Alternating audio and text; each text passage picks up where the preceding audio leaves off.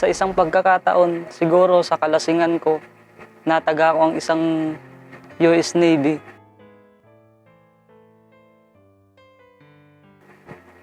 Sa edad na 17 taon, nakulong ako almost 7 months sa loob. Patuloy pa rin ako sa pagkabarumbado. Minsan sa isang pagkakataon, may nakita akong matanda, nagbabasa ng Biblia. Nilapitan ko, tinanong ko siya, "No, anong binabasa mo?" Hindi ko alam kung anong binabasa niya, basta nagtanong ako kung anong binabasa niya. Sabi niya sa akin, "Biblia." "Ah, ganun po ba?" Pinabayaan ko lang yun, yung punto na yun, pinabayaan ko lang siya. Paggigising ko sa umaga, lagi ko siyang nakikita, nagbabasa ng Biblia. Na-curious ako kaya lumapit ako, humiram ako ng Biblia. Sabi ko sa kanya, "Nung pwede bang makahiram ng Biblia mo?" Pinahiram naman ako. Basa lang ako ng basa, katulad ng ibang istorya ng mga kapatid na nagiging libangan nila ay ang Biblia. January 6, nung ako'y nakalaya, nagsama ulit kami ng asawa ko.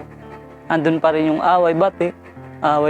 Napunta kami ng Quezon City. Doon nag-INC kami. Andun pa rin, hindi kami makahanap ng kapayapaan sa buhay bilang mag-asawa. Kahit nandun sa loob ng compound ng INC, away pa rin kami ng away. Napunta kami ng Kogyo, Padilla. Doon naririnig ko na si Brad Eli. Kristiyano ka, nananalangin ka, hindi mo ipapasa sa iba. Ang sabi sa akin ng tiyuhin ko, "Makinig ka dyan, magaling yan. Totoo ang mga sinasabi niyan." Binaliwala ko lang ang mga pagkakataon na sinabi sa akin yun ng aking tiyuhin. Hanggat sa nalipat na naman kami ng Teresa, doon naririnig ko ulit si Brad Eli sa pangangaral niya sa radyo at sa television. Binabaliwala ko lang, naririnig ko si Brad Eli. Andun pa rin yung mga kalayawan, bisyo, sugal, babae. Siguro halos lahat ng bisyo naranasan ko na . Tapos nalipat kami sa may sabungan. Doon natuto akong magsabong.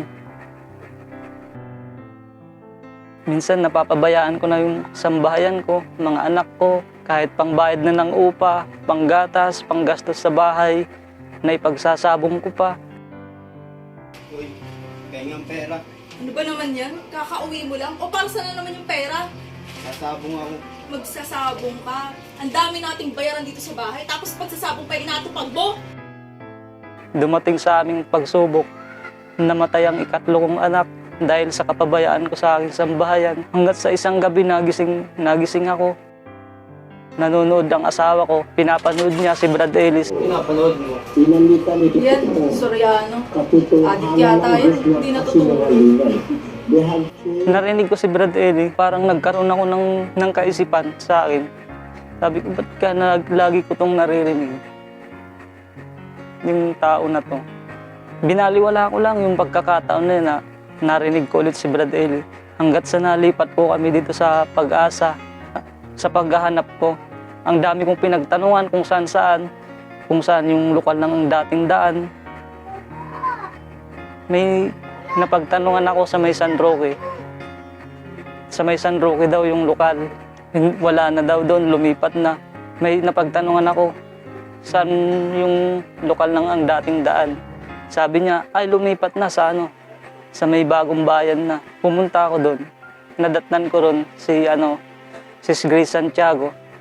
Sa pakikinig ko ng doktrina, doon ko napatunayan na ang iglesyang ito ay totoo.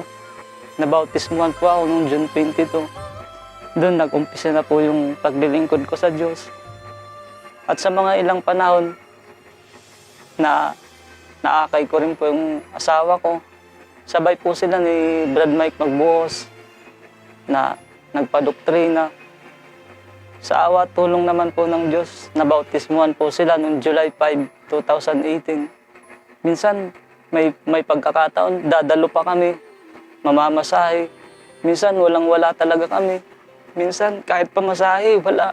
Minsan yung baon namin kanin, panis pa. Doon ko na patunayan yung paggawa ng Diyos sa amin. Na kahit wala man kami ng mga material na bagay, andun yung pang-aliw ng Diyos, yung mga salita niya. Sa awa at tulong ng Panginoon, Hanggang ngayon, nakakapagpatuloy po kami sa awa at tulong ng Diyos. Umiiyak at pinaging dapat.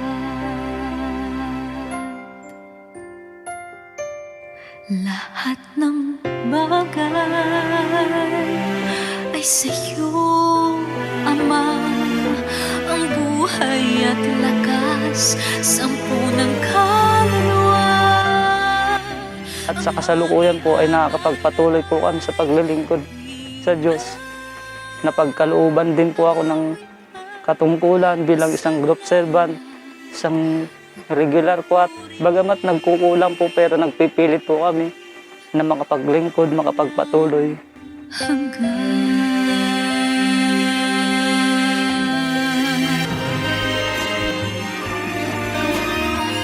Ako po si kapatid na Ariel Olaso at ito ang istorya ng aking pananampalataya. Salamat po sa Diyos.